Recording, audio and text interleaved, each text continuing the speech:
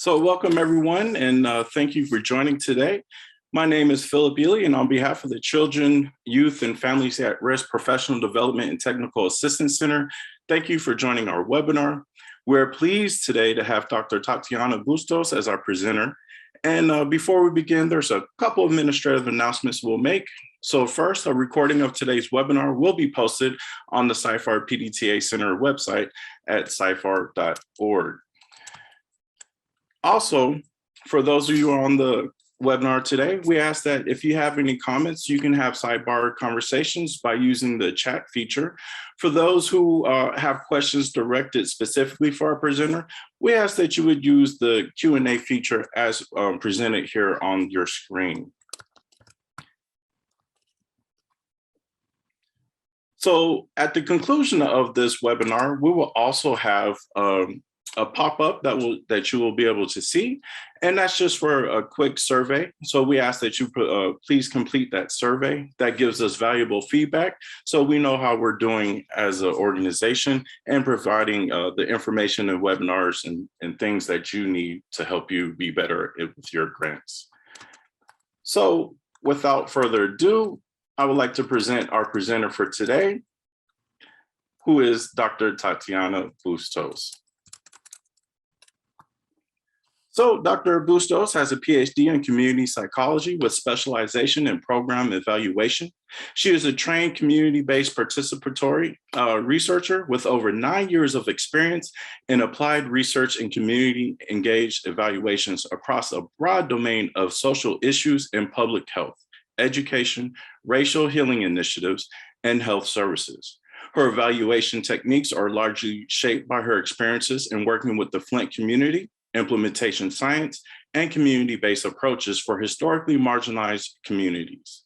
She is currently the trainee chair for the Society for Implementation Research Collaboration's Practitioner Network of Expertise, where she has developed a significant amount of her expertise in implementation science in the context of practice.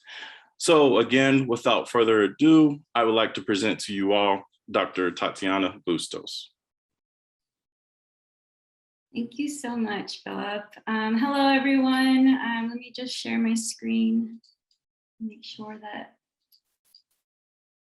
okay, what do you see right now? We're good. Thank you. Okay, so thank you so much for having me and offering the opportunity to talk about one of my favorite topics, implementation evaluations. I do want to encourage everyone to, if you can, do a brief introduction in the chat, who you are, preferred pronouns, where you're coming from today, and what you're hoping to learn.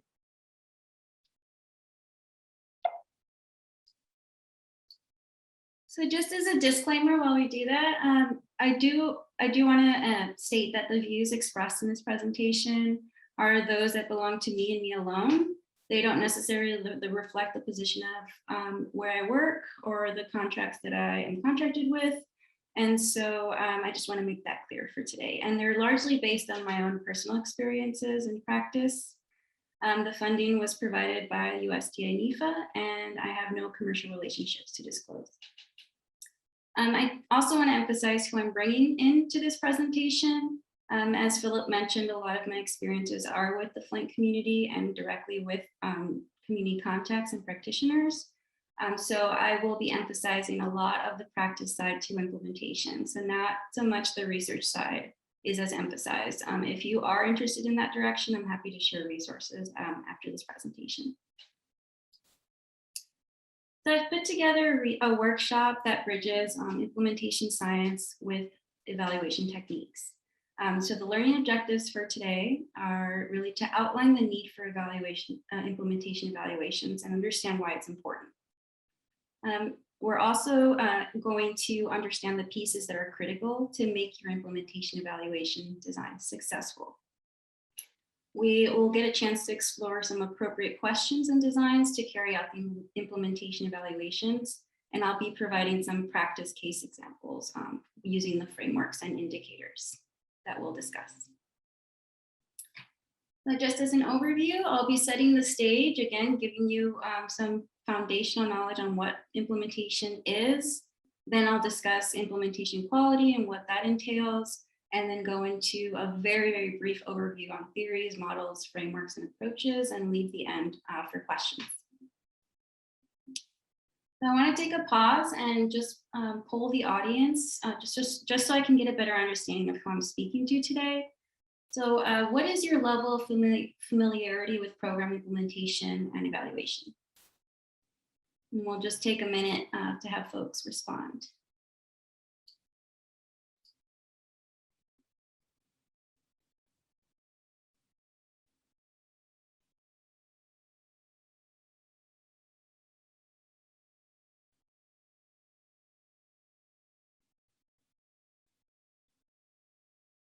How's it looking, Philip? And we got a couple of stragglers, but we can go ahead and look at the results now.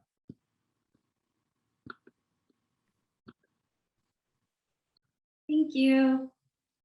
Okay, so we have some working knowledge, so a moderate amount of implementation across the audiences, and just a little bit. So I feel like there's, and then some stragglers across on the far ends, having a great deal versus not at all.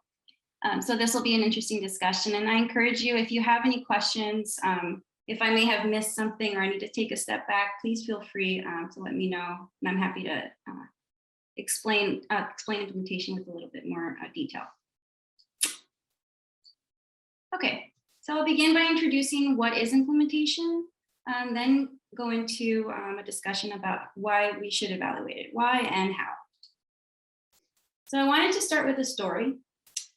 So we were working with a team that had developed an early intensive behavioral intervention for young children with autism. The intervention was developed in a university-based setting, and the director, who was also the creator of the intervention, wanted to scale up and implement this intervention into school-based settings across the community.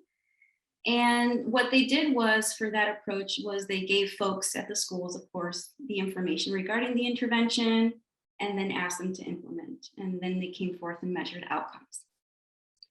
So what they found was that the outcomes were very different across all the 3 schools, some showing that the intervention was not actually effective.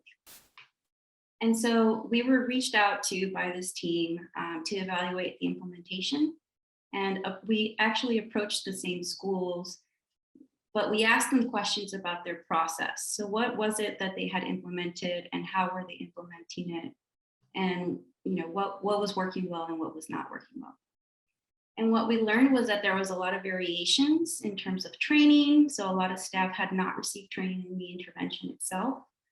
There were also differences in the type of feedback that they were receiving. So if we're thinking about providers who are delivering the intervention, some of them weren't getting feedback about whether that was right or not. There were leadership differences, and we come to find that some people are not actually implementing all the components of the intervention itself. And so we collected that information and relayed it back to the director, shared all, we were transparent about the process and shared it back to the director so that he can build it into program improvements. So the point of this story is to show that sometimes having an effective program, a practice, or policy is really not enough. We need to also tend to the implementation to help us understand why a program is or is not successful.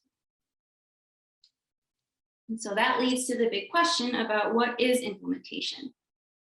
So implementation is really the study of identifying the best ways to apply deliberate strategies that it can incorporate research evidence into practice. So that is a very fancy way of saying it's the study of trying to apply what we know works into programs and strategies. So what is the best way to actually apply what we know works into everyday routine clinics or everyday routine institutional practice? So there is a distinct approach to implementation practice and implementation science. Again, speaking from a practitioner's perspective. So implementation practice is the act of using strategies to change people's behaviors and environments in which they're working. And the important key piece is in which they're working. And so these settings can vary from schools, clinics, whatever the case, long-term care homes, and so on. Implementation science is the study of mechanisms of behavior change and successful implementation and the factors that affect implementation. So it's really trying to understand the causality and explanation of why some factors lead to more successful outcomes versus others that don't. The practice of implementation should be and is informed by science, but there is a lot of discussion going on about to what extent practice should be informed by science. And more recently, I know that there has been some changes in terms of how we should balance rigor in practice, especially with the COVID-19 responses and impacts that we need in order to actually make changes in the environment. So the figure to the left shows two constructs that are also important to understand when we're talking about implementation. So on one end of the spectrum is dissemination, and on the other end is implementation. So dissemination is about how we speed up the process of distributing evidence out into the hands of providers, practitioners, policymakers, whatever the case.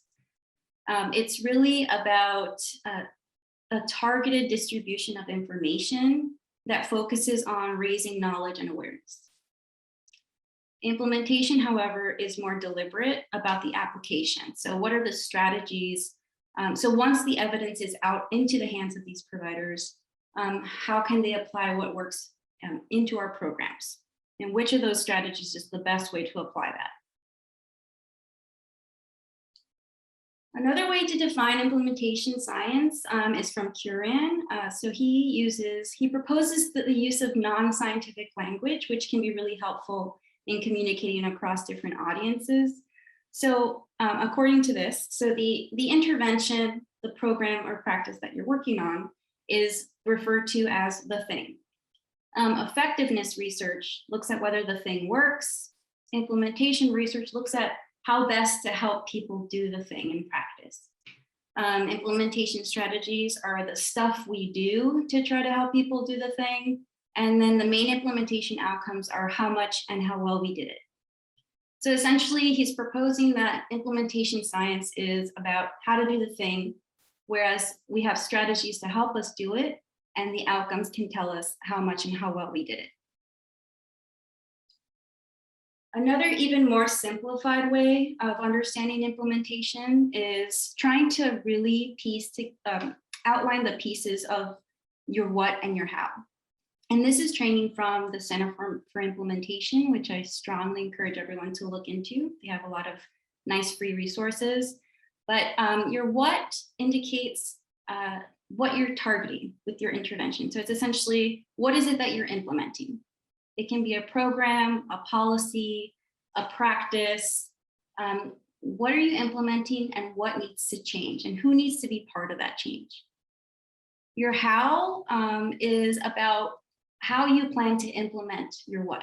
So how do you plan to make sure the change happens? What strategies are you planning to do?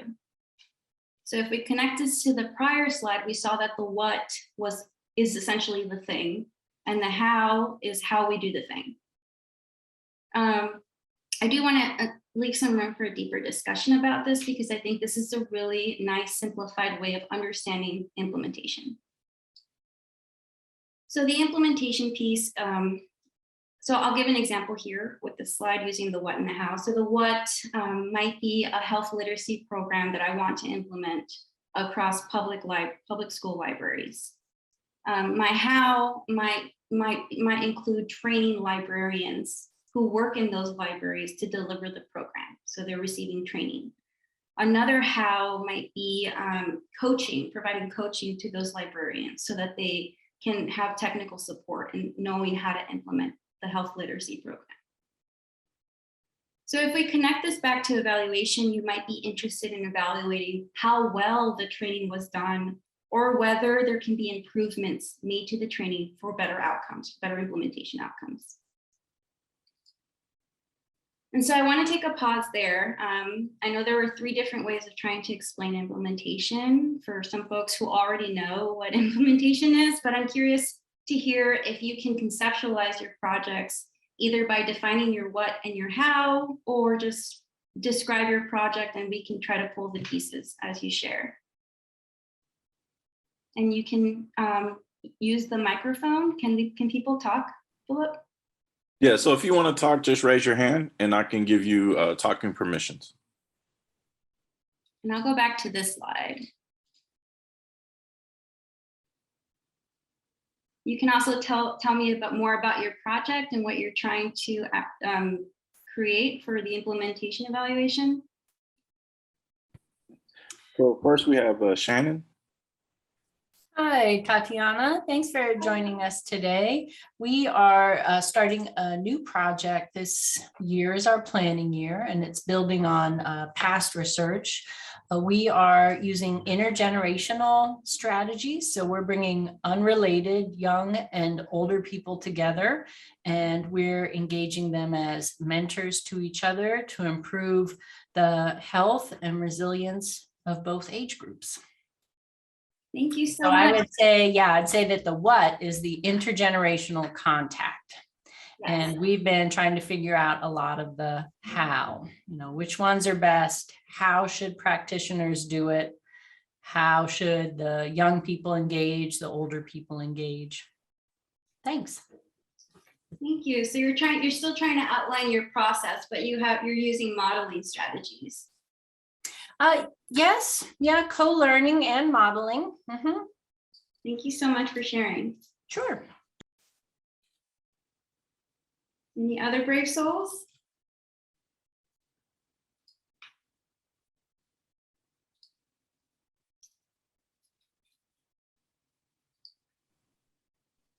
And again, if you just want to speak, just raise your hand and we'll give you some permissions to talk.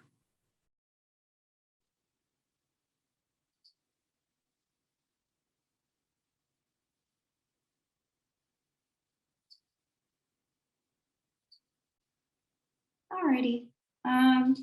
Okay, I can move on. I can move on to the next, and hopefully, maybe that'll spark more ideas as we move forward.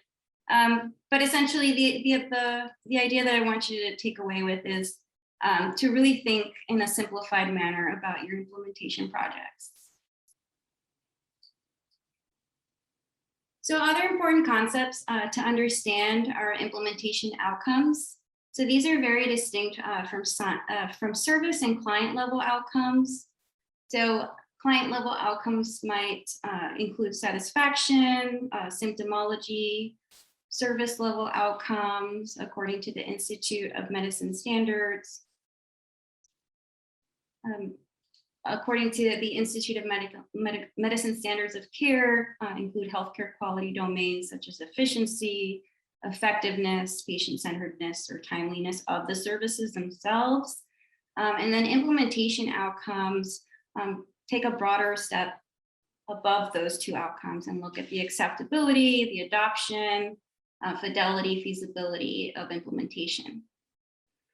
So these are not all the implementation outcomes that are out in the existence of the world, but these are implementation outcomes that most practitioners tend to examine in program implementation.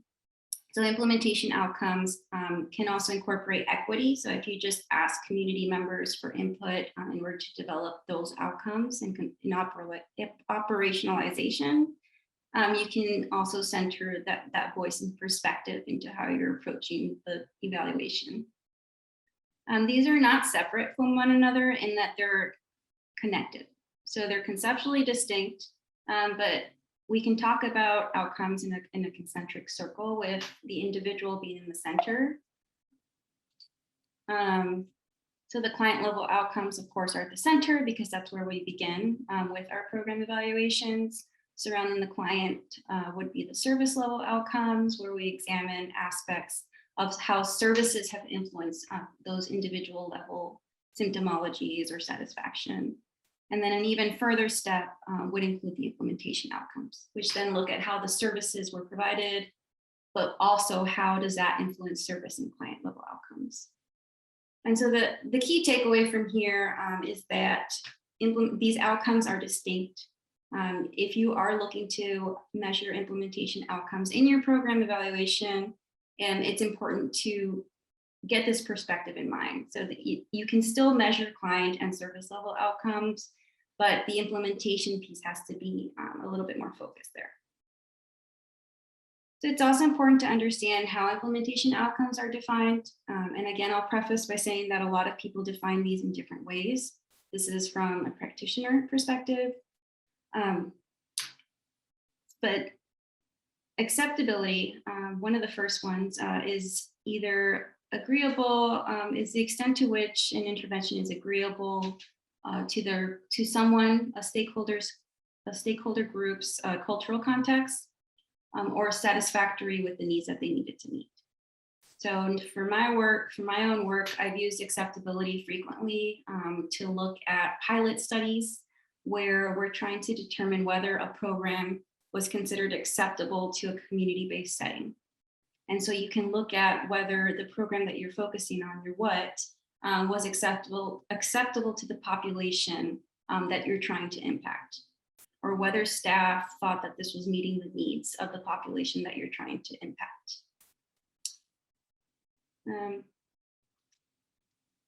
And so I'm trying to give another concrete example of another one in an evaluation connected to the example that I started with. We looked at the acceptability of including a family workshop with the early intensive behavioral intervention. And so we asked parents about how acceptable the components of the workshop were. And that let us know why there were some challenges in attendance and like the service outcomes that had resulted.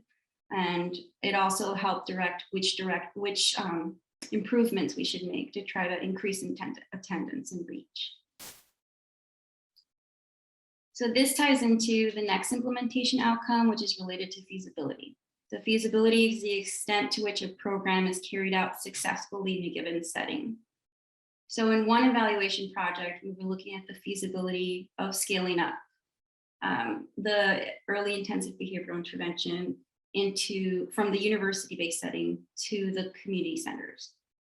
So again, we asked staff about the feasibility of delivering the program and what would be needed to ensure the success. So we were able to receive responses about different elements of the program. So we had resources needed to sustain it, where to expect challenges, and which components of the program should be kept if we were to change the setting so that it could be more feasible. So this outcome is really just looking at various aspects. So it's a great implementation outcome to consider as an indicator for your evaluation. Appropriateness is related to the perceived fit, relevance, or compatibility of the intervention. This could be for the participant, for the group, for the setting. It also relates to the perceived fit of addressing a specific problem. So is the program that you're implementing, is it appropriate for the social issue that you're trying to address or the clinical symptom that you're trying to mitigate? If we're adding components to a program, such as a parent workshop to early intensive behavioral interventions, is that appropriate to continue to treat young children with autism? So those are the types of questions and answers that you'll get from collecting appropriateness. Okay, and then the last thing I'll say about these three implementation outcomes is that they are most frequently used in formative research and pilot studies, which align well with implementation evaluations. They're considered leading indicators of implementation success, which means that if you measure them early or if you monitor them, you can ensure that your implementation will be better. Brian Weiner has a really great survey that is validated and reliable, and I shared a slide here on that. It's a very simple 4-item survey that we've embedded into our projects using Qualtrics. And then we would incorporate interviews to try to get more to the context piece.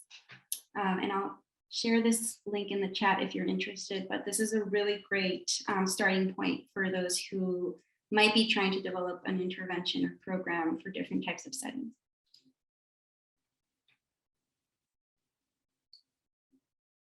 Okay. Other implementation outcomes that require somewhat specific and more complex analyses relate to cost. So I do encourage you to consider whether this is applicable to your evaluation. And I can always follow up afterwards in terms of what a cost analysis would entail. We've done it before. It's just a very tedious process. So cost analysis is quite literally looking at the costs of the intervention. So the questions that this would be focused on is whether this program reduces costs to the organization. So for example, I've seen this applied with hospitals where they're implementing new practices for elderly care. And the goal is to answer whether implementing these new guidelines will decrease patient stay at the hospital, thereby decreasing costs. You can also do cost comparisons between different programs, but really the goal is to determine whether it reduces costs in some way. And it can be financial, or it could be resources or staff retention, or whatever the case. Adoption relates to the intention, the initial decision or action to adopt an intervention or parts of the intervention. So adoption is more often used in pilot studies. So if you really want to measure the extent to which some directors decided to take action and are implementing the program. It can be useful to an extent. So a lot of the measures that are available for adoption are binary, yet either yes, no, like did you adopt or not? But you can use this as an indicator to dig deeper and actually ask why. Why did you decide to adopt or not adopt? And look at the comparisons between directors who decided to adopt in this specific organization versus one who did. And this might be really relevant for COVID-19 related programs or policies, especially if you are interested in building a toolkit to increase stakeholder buy-in. And Tatiana, we have a question from Sharon. She asks, what about adoption after the pilot? Yeah, that's another, that's a really good question, Shannon. Thank you so much. That's another limitation to adoption, and I would say that it would depend on the implementation framework that you're using. So like if you're conceptualizing adoption by phases of the implementation, then it would just be decision to adopt within this particular phase. So I'll give you an example of a toolkit that we had. It was an implementation toolkit. It had lots of phases, and it was supposed to support clinical providers in different steps of the implementation. And it would just be like adoption at each of the phases. And it's still yes, no. And so that's a measure that you can use consistently, but there's limitations on how you can use it and adapt it for different forms of adoption. But that's one example of conceptualizing it differently. Does that answer your question?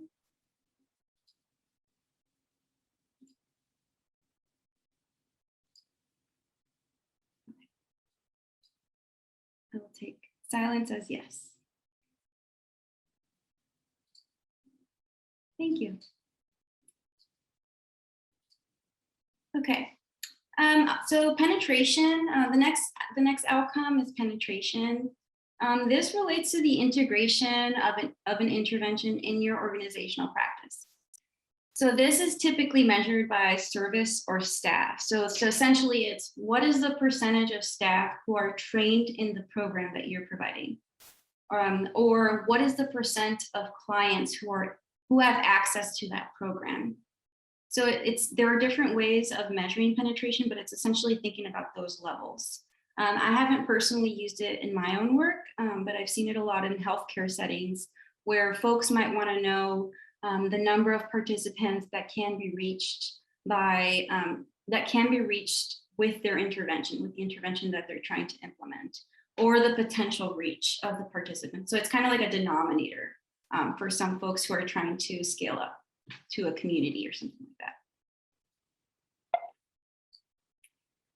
Fidelity is another measure that I think is really important in implementation evaluations. So fidelity is sometimes more rigid, but this is about the extent to which the components of the intervention are implemented as described in a protocol or as described in some kind of specified guideline.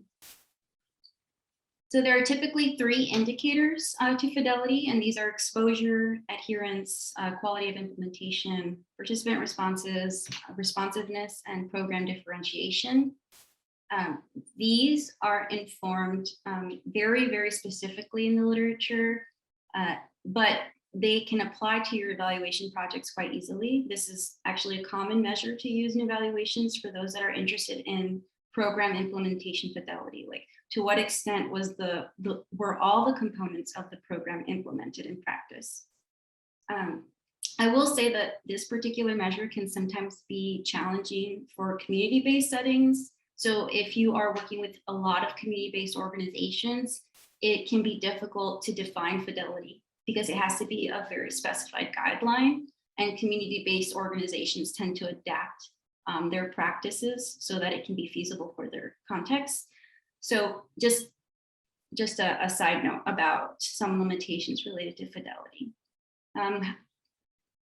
If you want to look at the possibility of trying to implement all components of your intervention, or if you want to look at the comparisons of exposure, let's say, for example, you have two organizations. One organization got all the training workshops, which equal to 10, while another organization got 8 workshops, and you want to know what was the impact of those differences. That's an interesting direction to go for an evaluation. It can be used to identify resources. If you find, for example, the community-based organization couldn't implement all the workshops because of staff turnover, or they ran out of money to implement the workshops. Like those are all important details to learn about your process, so that you can improve your implementation in the long run.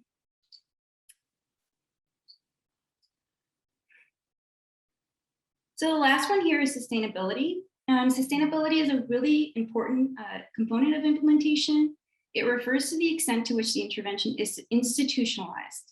So it extends beyond institutional practice to policy and relates really closely to scaling up. And I have 2 lovely measures that I have used over and over, and I think they're really good if you're planning for sustainability of your programs. They're helpful in planning.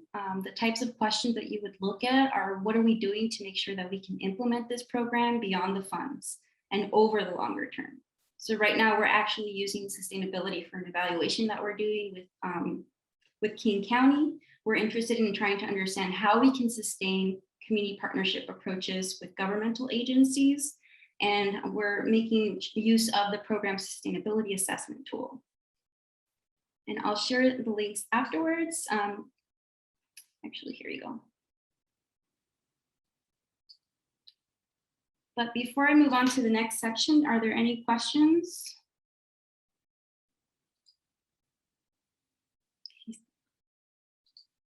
Yes, it's a very good tool. And these are reliable, and some are validated. Okay, I will move on.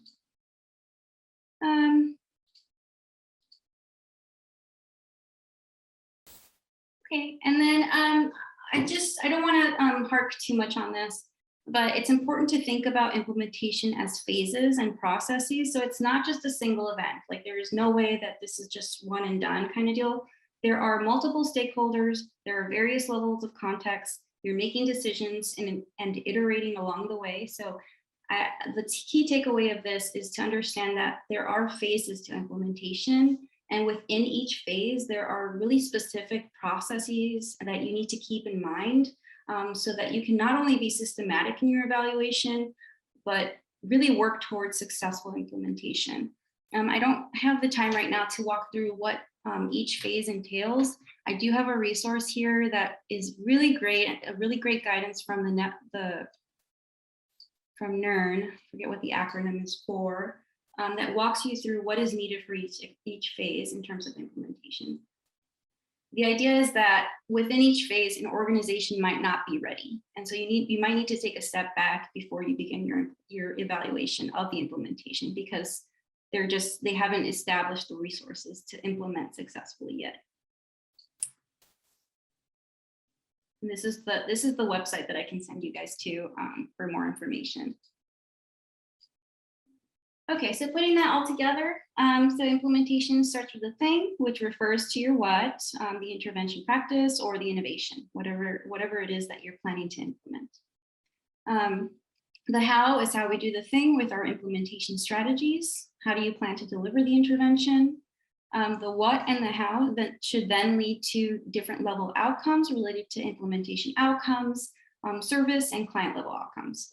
Again, you don't need to have all three, but it's important that you think about these in terms of levels so that you can understand what you actually plan to measure in your evaluation, because you might come across having all three and not necessarily knowing that they're separate from one another conceptually.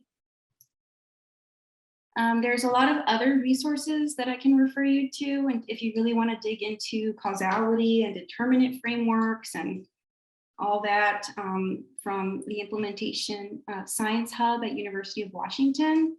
Today, I'm simply trying to walk through how to evaluate implementation, but there is a very wide area on that. Okay, so I will move on to implementation quality.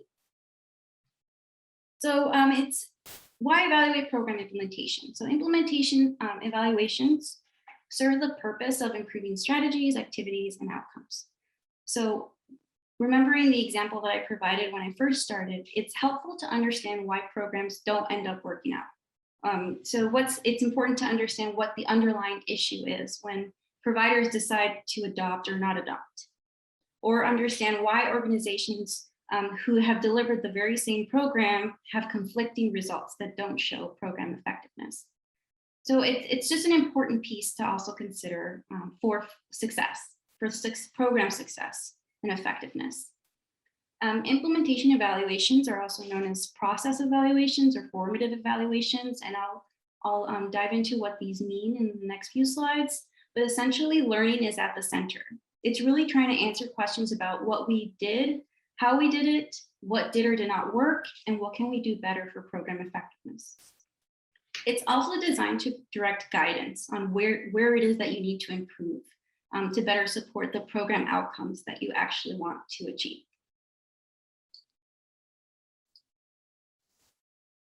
So overall, it's really critical that you're clear about the purpose of your evaluation, where you are in the implementation process, what outcomes make sense to measure, and most importantly, what are the pathways to getting there? So and the pathways are in reference to your what and your how. It's very important that you completely understand the strategies that you're implementing your what with. Implementation quality is defined as the degree to which a process of change is delivered as intended in a particular setting.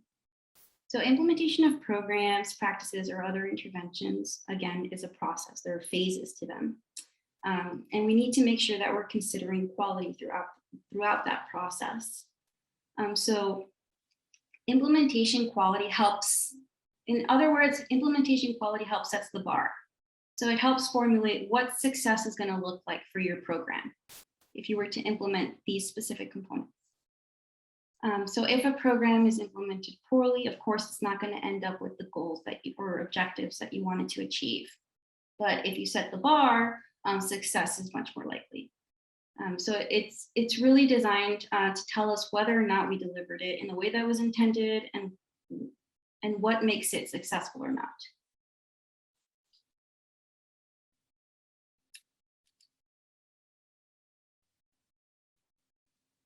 Okay, so there are ways to measure implementation quality, and this ties into the evaluation design that you select. So formative evaluations aim to answer how we're going to do this. How is it that you're going to implement this program? The different activities that are planned with the implementation are meant to inform, the different activities are meant to inform the planning and the implementation of the intervention. So this can include readiness assessments, needs assessments, context assessments.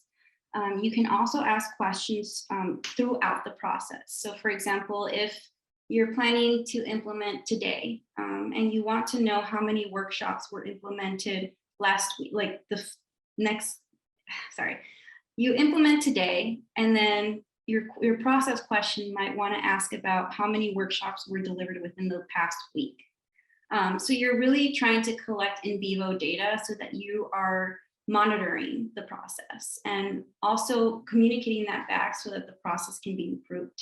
And it's formative, it's developmental, and it's shaping itself as you continue to collect information.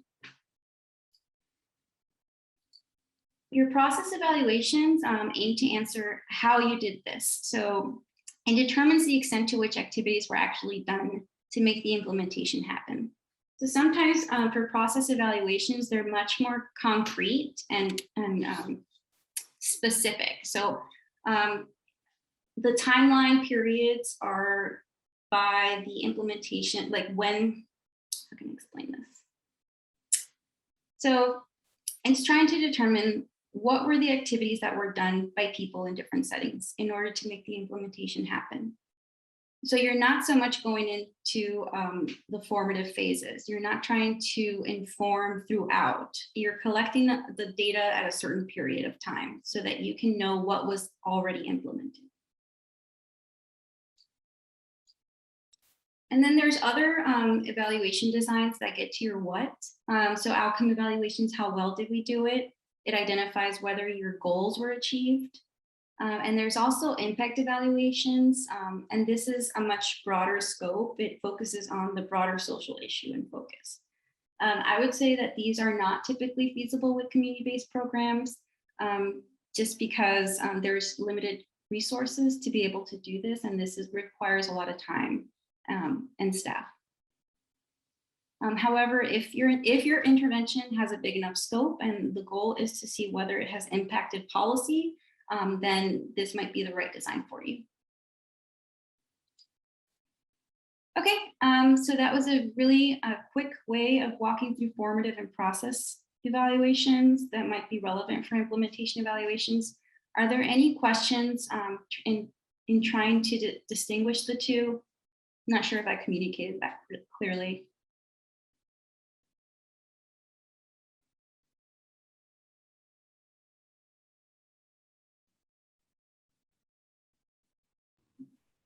Well, it says your description was clear.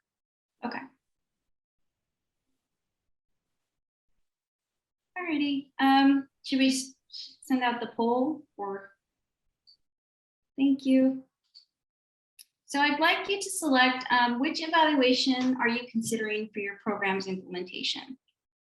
We talked about formative, we talked about process, and outcomes and impact might be relevant. You might have both. So feel free to select multiple options.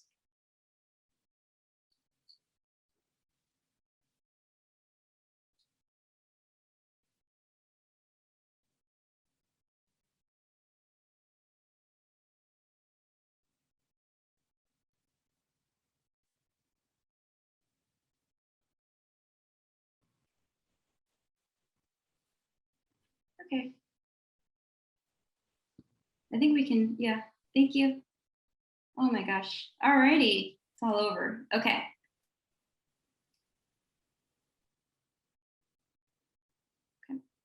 If anyone, I see that there are still that are unsure, I'd love to perhaps try to help and support if you can provide more detail about the program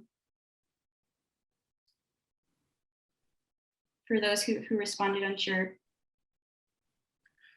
And all you have to do is just raise your hand and we'll give you talking permissions. You're also welcome to write into the chat and I can just read it as well if you don't feel like talking.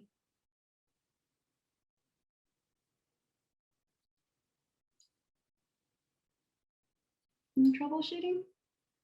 Okay.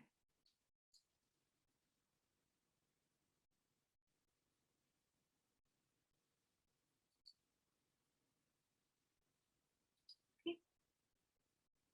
Piloting, okay. Well, so undo, correct me if I'm mispronouncing, that might be a formative evaluation because you're collecting information. Oh, I see. Okay, got it. But your direction might be a good place for formative evaluation, just because you're trying to figure out what are the best techniques or strategies to implement this for the next study or the next step in the implementation phase. Okay, so I will move on to design and evaluation questions. So again, this is of course very important for implementation quality. You need to have good questions, right? So I did want to harp a little bit more about the differences between process and formative evaluations, the type of questions. Some are listed here, and I know that Philip is going to share the slides with you, but process evaluations is essentially asking very, very concrete questions, like are all the activities implemented?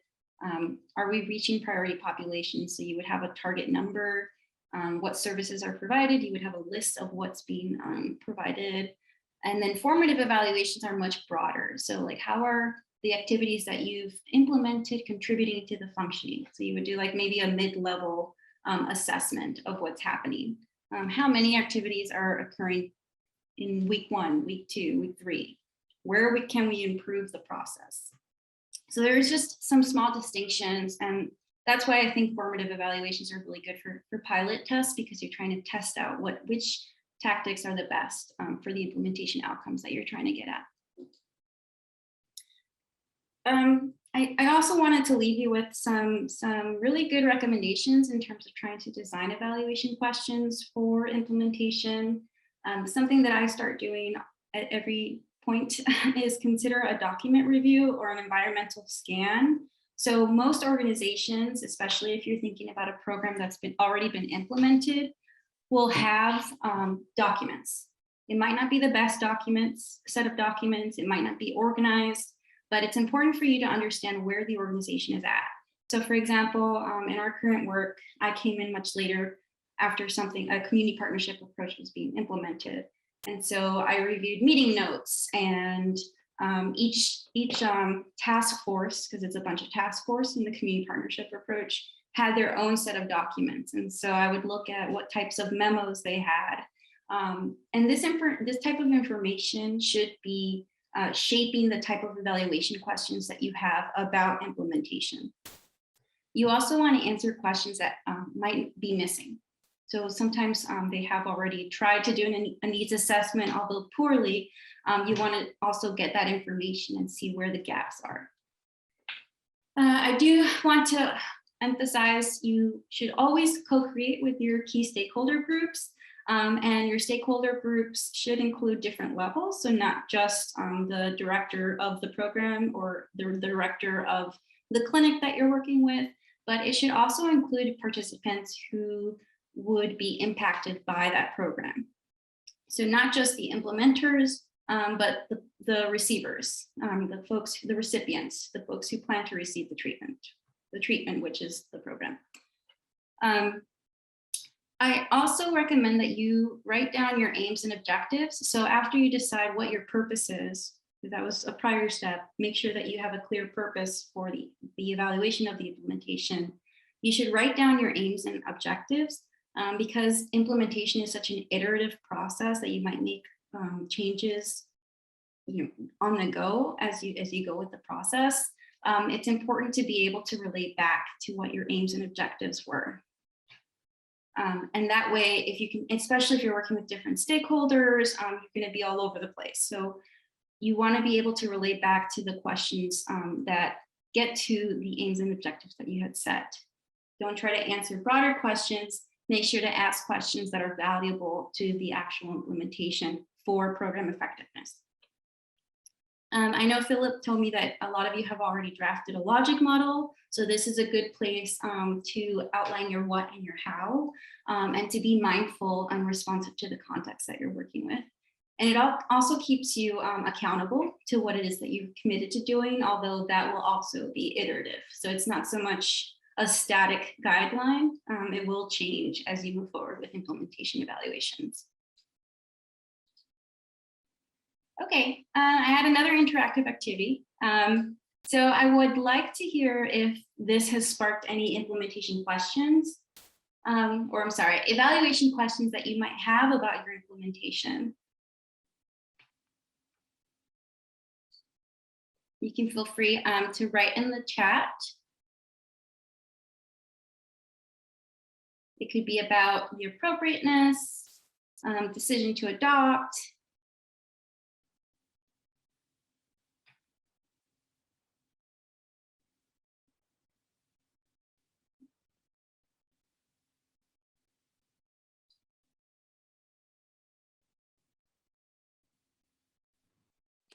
So we have a question from Rachel. She says, do you have examples or ideas about how to use the River of Life activity for program planning? I actually don't know what that is, Rachel. Would you like to give me a little bit more context? I've never heard of River of Life activity.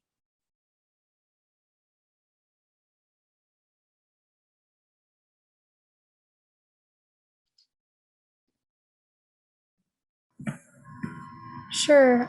It is one of the activities that we recently found from the CBPR model framework. Let me see. And it involves stakeholders talking about the ways in which they view how they would like the program to be involved and different barriers that might come into play as they think about what might impact implementation of the thing or project that they're interested in implementing. I love that. I haven't heard of River of Life activity, but there are a lot of activities, and I'm assuming you're referring to how to incorporate stakeholders into your questions or into your evaluation design. And I think that's a really good example, River of Life. Have not heard of that one yet.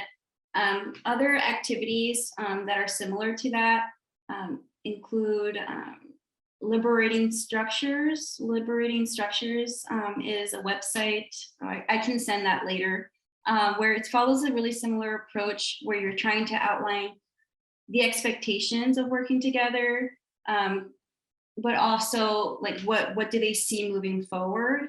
So it's like looking back, looking forward, and what are the structures that, what are the oppressive structures that we should not untangle, but bring forward and confront. Does that make sense? And I can send that later. That's a really good one that we use to try to be engaged with our stakeholders. Other activities might just be workshops, might include workshops where virtually you have mural boards, or either just being creative about how to incorporate community voice. We're in our project, we're using community advisory groups. So you may not, I don't know how many stakeholders you have in that group that you mentioned, but you can also have a representative council that works with you to make sure that the evaluation design is appropriate and does not, induce any harm to communities. Jill has a question about fidelity with community programs as many make adaptations. How can we work through this with community partners and incorporate it into our evaluation?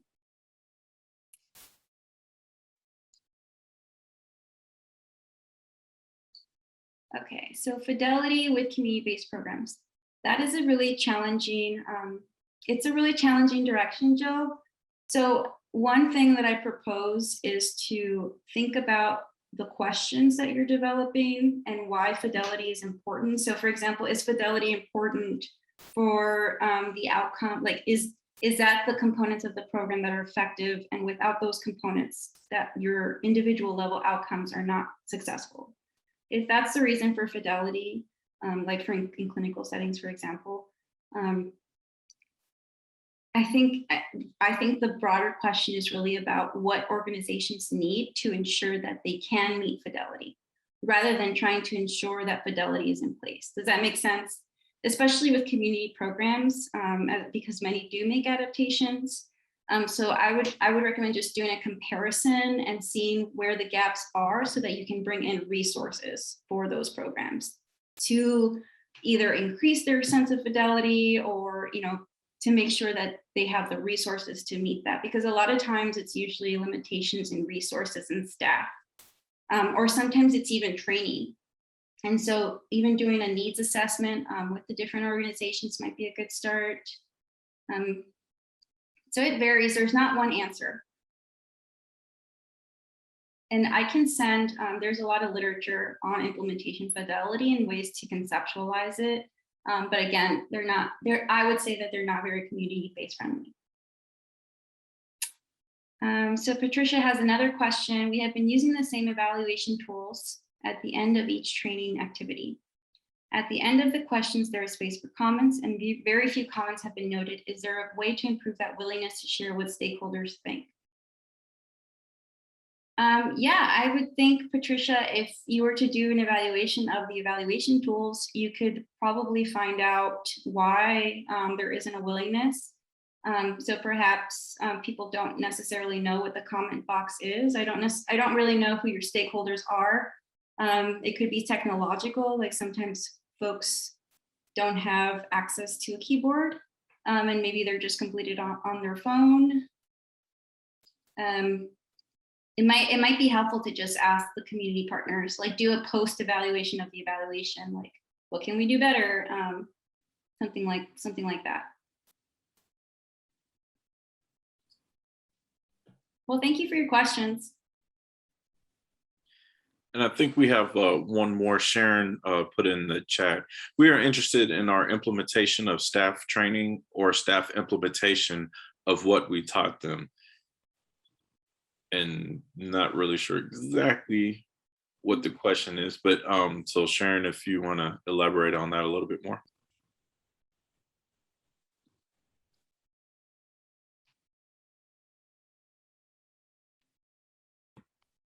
Sure. I was responding to one of Tatiana's questions about what is it we're interested in, and that's something that we wrestle with. We are developing these practices, trying to get evidence that they work. And so my question was, are we interested? I think the answer is both. Sorry, I'm not speaking very clearly. I think we're interested both in how effectively we're training staff to implement the evidence-based practices that we've been studying. But of course, we're also most interested in how well are they doing it?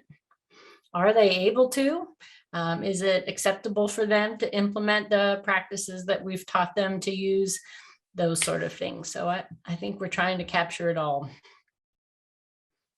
Thanks, Shannon. And I think you bring an important point that this is complex because everything is interlocked with one another. So, you know, even in the realm of implementers, like the people who implement, there are the directors, there are the people who provide implementation support, and then there are the direct providers. So it can be very much more complex than how I've presented it today, and it is. So you would likely be dealing with multi-level outcomes in one element of implementation. So it would be both. I agree. Yeah, it makes sense. I guess that's part of why you describe all of those models that have so many different phases, is to check at each stage. Thank you. Thank you. Oh, go ahead. I was going to say, and this will probably be our last comment or question that we have in the chat box. So An says, for acceptability or any of the other implementation aspects, should we have someone outside the program or someone not directly involved with the implementation to conduct the evaluation? I'm wondering, maybe kids might not want to tell the implementer negative evaluation. Yes, the answer is yes. Okay. Typically, if you have the resources, you would want an outside evaluator. What happens in real life is that there's typically an internal evaluator. But you know, you're making a good point about not just the apprehension of wanting to share, but potential biases of not presenting the information that is actually there. So an outside evaluator is best practice. Thank you for bringing that up. That's a really important note. It's not often followed. I will say that the resources are very limited. So sometimes actually people build evaluations into budgets. So we're doing an effort right now to make sure that we incorporate monitoring and evaluation into each of our projects. So that might be a good direction to go for others, for future projects. And so we would just want to say thank you to all of you all for participating and joining us. And again, we'd like to say thank you to Dr. Tatiana Bustos for joining us and providing us this great information about evaluating our implementation. Again, right after this, we will have a short pop-up for evaluation of the what we do with the webinars. So please fill that out. It's a real quick feedback. And then also for current grantees, just you should have received the email today. And in December, on December 7th or December 8th, depending on what year you're in and your grantee, you'll have we'll have a networking call where we'll have an opportunity to discuss and talk with our peers and share feedback, share good stories, and lean on each other. So we are at time. So again, we'd like to thank everybody for joining, and we will see you all next time. Again, in about 2 weeks, this webinar recording plus the slides will be posted on the scifar.org website. So thank you all, and we'll see you all next time.